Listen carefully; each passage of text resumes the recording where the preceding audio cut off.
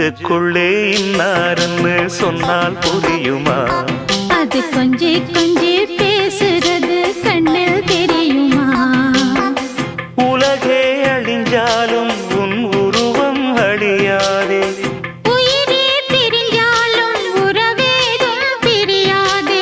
உண்ணாமல் உறங்காமல் உன்னால் தவிக்கும் பொண்ணு மணியின் நெஞ்சுக்குள்ளே இன்னாருன்னு சொன்னால் புரியுமா?